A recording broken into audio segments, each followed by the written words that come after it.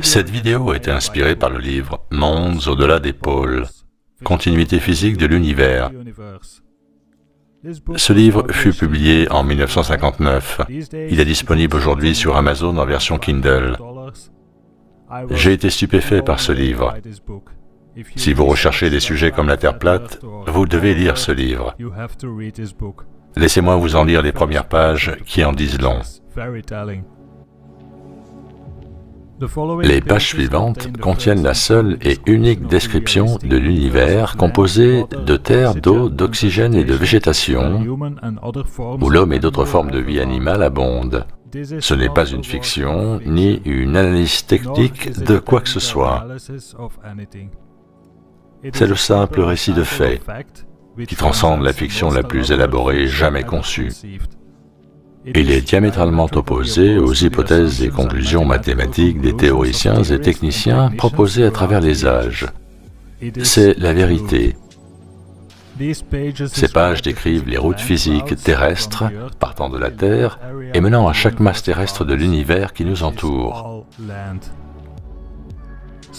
Ces routes s'étendent au-delà du pôle Nord et du pôle Sud, prétendues limites de notre Terre, telles que décrites par la théorie. Il sera démontré ici qu'il n'y a pas de limite nord ou sud à notre Terre. Par conséquent, il sera également démontré le fait que tout mouvement en ligne droite, à partir des pôles, sur le même plan que celui de la Terre, permettra l'accès aux masses terrestres célestes qui nous apparaissent situées au-dessus ou séparées de la Terre. Une version basique de ce livre fut écrite et publiée dans les universités américaines entre 1927 et 1930. Depuis lors, le Bureau de recherche navale des États-Unis ainsi que la Navy ont confirmé de manière définitive les caractéristiques de cette étude. Depuis le 12 décembre 1928, l'existence de masses terrestres au-delà des deux pôles, totalement à l'opposé de la prétendue théorie copernicienne du globe isolé, fut confirmée par les expéditions polaires de l'US Navy. Le 13 janvier 1956, au moment de la préparation de ce livre, l'unité aérienne de la marine US dépassa sur une distance de 3700 km la limite supposée du pôle sud de notre Terre. Ce vol n'a survolé que des masses terrestres, de l'eau et de la glace. Pour les raisons qu'on imagine, ce vol exceptionnel fit l'objet d'une couverture médiatique négligeable.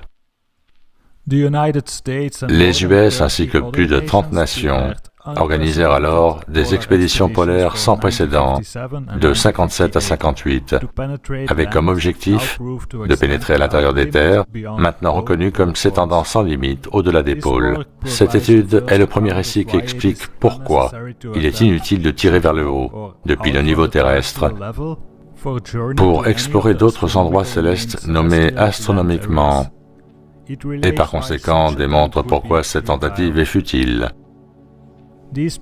Ces pages présentent l'évidence qu'une densité atmosphérique identique à celle de la Terre prédomine dans tout l'univers. Une telle caractéristique prouve que rien, excepté la présence d'une enveloppe gazeuse contenant le ciel, présupposant de l'oxygène équivalent à celui que l'on trouve sur la Terre, ne nous permettrait d'observer les lumières célestes, désignées comme étoiles ou planètes. Les corps lumineux de l'univers que nous observons autour de nous représentent les zones célestes du ciel, et elles sont aussi interconnectées et continues que toute la surface du ciel de notre Terre. Par conséquent, il est démontré qu'il n'existe aucun corps sphérique isolé dans tout l'univers. Ceux-ci ne sont qu'un effet d'illusion d'optique. Ce travail s'oppose radicalement et légitimement aux conclusions des astronomes de toutes les époques. Il décrit l'illusion découlant de toutes les observations télescopiques ou photographiques. Il explique clairement et illustre parfaitement la raison pour laquelle ces illusions optiques ont été considérées à tort comme des faits. Cette étude expose la première approche de l'homme dans sa compréhension de l'univers factuel et continu, comme réceptacle de la vie humaine, d'un bout à l'autre de son étendue, ce, en dépit de toutes les théories abstraites affirmant le contraire. Ce livre prétend être basé sur des faits. Une Terre infinie avec une vie humaine au-delà des pôles, Personne ne parle de ce livre sur YouTube. Je n'ai trouvé que 2 bonnes vidéos pour l'instant, l'une de Chippy the Chipmunk et une autre excellente de Flat Drop. Voici d'autres extraits intéressants de ce livre. Février 1947. J'aimerais voir cette terre au-delà du pôle. Cette zone au-delà du pôle est le centre du grand inconnu, déclara l'amiral Byrd avant son survol de 7 heures des terres situées au-delà du pôle Nord. Novembre 1955. C'est l'expédition la plus importante de l'histoire de notre monde, déclara l'amiral Byrd avant de partir explorer les terres situées au-delà du pôle Sud. Janvier 1956. 13 membres d'une expédition US réalisèrent un vol de 4300 km depuis leur base à McMurdo, située 600 km à l'ouest du pôle Sud, et pénétrèrent, sur une distance de 3700 km, une zone de masse terrestre au-delà du pôle Nord. La plupart d'entre vous la connaissent déjà, mais voici un court extrait de l'interview donnée par l'amiral Byrd à la télévision US. Notre invité ce soir résolut de découvrir s'il y avait des terres au nord du continent nord-américain. Il fit son premier vol de reconnaissance, et je dois dire que l'amiral Byrd, notre invité ce soir, est non seulement notre plus grand explorateur vivant, mais aussi une inspiration pour nombre d'Américains. Amiral Byrd, vous avez été au pôle Nord et au pôle Sud. Reste-t-il une zone inexplorée sur cette terre qui puisse attirer les jeunes Américains aventuriers? Oh oui, elle existe, mais pas au pôle Nord. C'est trop envahi maintenant, car ils pensent tous qu'ils en tirent parti, pas seulement pour y vivre, mais militairement. Mais étrangement, il reste dans le monde une zone aussi grande que les US, qui n'a jamais été foulée par l'homme, qui se trouve au-delà du pôle, de l'autre côté du pôle Sud, depuis l'Amérique centrale. Et je trouve tout à fait surprenant qu'il y ait une aussi grande zone inexplorée. Il n'y a pas de limite physique aux extrémités nord et sud de la Terre. Il n'existe pas d'espace entre les zones de l'univers, mais toutes les observations font apparaître de manière trompeuse le contraire. Le concept d'un univers fait de corps sphériques et isolés trouve son origine dans l'effet de courbe produit par tout type de lentilles. Les corps sont une illusion. La conclusion antique de Galilée que les zones célestes lumineuses sont isolées les unes des autres et qu'elles ont un mouvement circulaire dans l'espace est directement liée à l'inévitable erreur d'interprétation du fonctionnement d'une lentille optique. Le mouvement circulaire est donc une illusion. Dans un univers de masse terrestre et de ciel continu, les gaz s'échappant de la voûte lumineuse engendrent un effet forcément trompeur de mouvement circulaire ou elliptique. Cet effet trompeur provient du fait que de telles émanations gazeuses dans le ciel sont détectées par les lentilles circulaires. Derrière cette voûte gazeuse mobile qui enveloppe tout le royaume céleste se trouvent, indétectables mais réels, des masses terrestres, de l'eau, de la végétation et de la vie, tout comme sur Terre. Les illusions d'optique proviennent du fonctionnement de la lentille de l'œil humain, et toutes les lentilles des appareils photo et télescopes sont conçues comme celle-ci.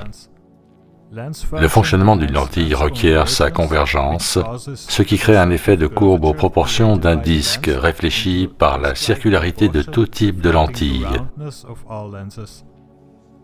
Observée ou photographiée depuis une altitude élevée ou depuis la voûte céleste, une illusion d'optique identique se produirait de par la surface continue et ininterrompue du ciel recouvrant la Terre. En 1927, la science ignorait qu'en l'observant depuis une haute altitude, chaque parcelle du ciel terrestre était lumineuse. Les premières observations et photographies furent réalisées par le professeur Auguste Piccard en 1931. Piccard n'a pas atteint une altitude suffisante pour obtenir ce contraste de luminosité du ciel avec l'arrière-plan du noir profond de la stratosphère. L'idée du disque au bord relevé à laquelle il fit référence n'était que partielle, car la distance atteinte n'était pas suffisamment éloignée de l'enveloppe gazeuse du ciel. Des photographies prises en 1946 par des fusées V2 à une altitude de près de 100 km montrent l'effet trompeur d'une forme de disque et de son ciel isolé au-dessus de White Sands, New Mexico, et de ses alentours. Ces prises de vue par les fusées à plus haute altitude détiennent la plus sensationnelle des confirmations de l'existence d'une continuité physique. Les étoiles et planètes sont connectées et forment le ciel céleste lumineux avec des masses terrestres sous-jacentes. Il n'est pas possible de faire le tour de la Terre du nord au sud. Quelques vols soi-disant autour du monde ont contribué à la fausse croyance populaire que l'on pouvait en faire le tour en passant par les deux pôles. Tout mouvement de progression au-delà des pôles mène au franchissement de la limite finale supposée de la Terre globe, et les terres que l'on y trouve sont connectées au céleste. Ces terres passerelles semblant à la verticale ou extérieure, depuis toute position terrestre autre que celle des pôles, sont atteignables par progression en ligne droite au-delà de ces pôles imaginaires. Ce n'est plus 1927. L'existence de mondes au-delà des pôles fut confirmée par l'exploration navale US durant les 30 années suivantes. Voici, selon le livre, une illustration de l'univers. Comprenez que ce n'est pas la forme réelle de notre univers, mais plutôt la manière dont nous voyons l'univers. Le mode de fonctionnement de notre œil crée cette illusion. Voici une autre illustration. Nous vivons en bas, sur la surface terrestre, et au-dessus de nous se trouve une couche d'atmosphère. Au-dessus de cette couche se trouvent des parties courbées représentant des morceaux du ciel, lumineux lorsque observés par au-dessus.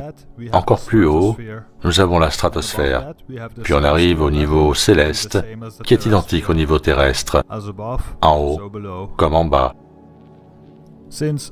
Étant donné que le haut est toujours relatif, nos cousins célestes voient le ciel bleu en haut, de la même manière que nous, et contemplent ainsi un ciel étoilé lumineux identique au nôtre.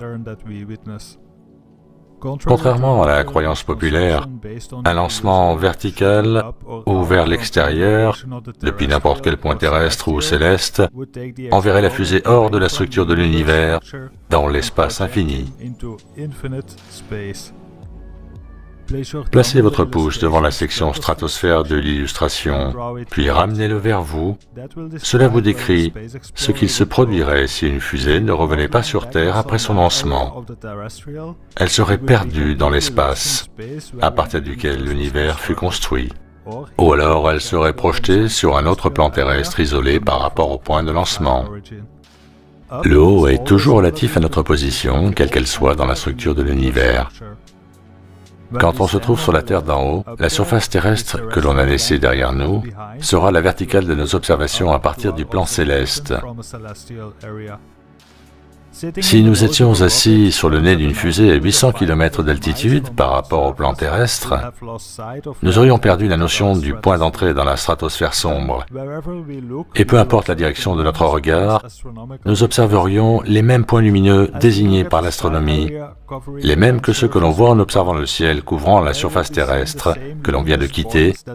Nous verrions des lumières similaires nous enveloppant, quel que soit notre angle d'observation. Puis, alors que l'altitude augmente, les lumières célestes couvriront l'ensemble. Et dans la mesure où les lumières composant le ciel de l'univers ne sont pas ordonnées comme une logique de la tête en haut, les pieds en bas, le rayonnement de celles-ci couvriront la fusée sous tous les angles. Ce qui est au-dessus est en fait partout. Ce que l'on appelle les cieux du haut sont en fait autour de nous. Le facteur responsable de la couverture glaciaire des zones polaires résulte de leur positionnement par rapport à l'univers tout entier et à la distribution des forces magnétiques qui le parcourent. Cette distribution magnétique varie en fonction des lois naturelles gouvernant sa répartition universelle. Des documents détaillés sur l'Antarctique précisent que les pingouins et les baleines y abondent, zone pourtant initialement considérée comme zone glacée, isolée et constamment plongée dans la pénombre, et que les montagnes recèlent une fortune en charbon et minerais.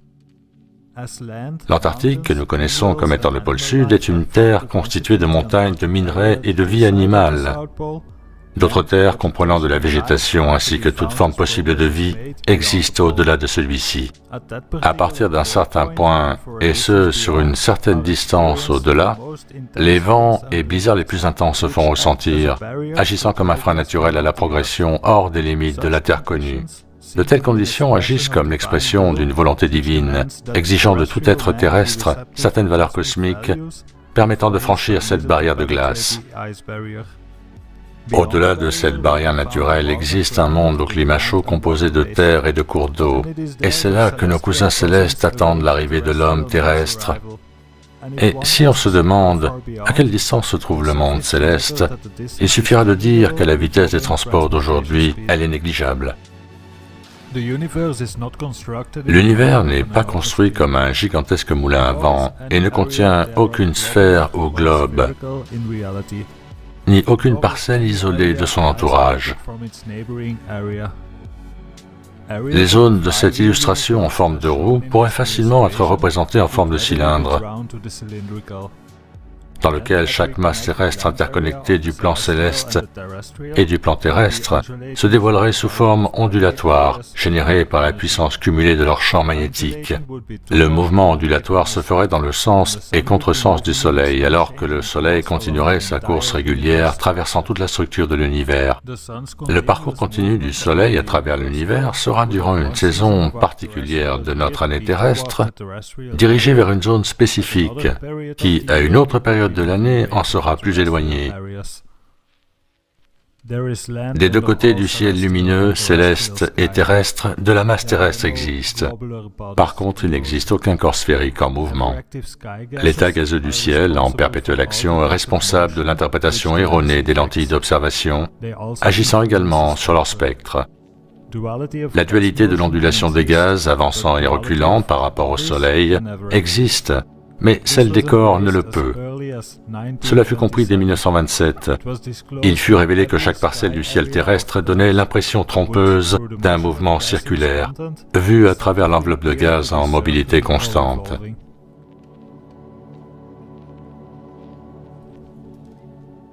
Et si ce livre représentait la réalité, si c'était vrai, pouvez-vous imaginer ce qu'il se passerait si les gens le découvraient ?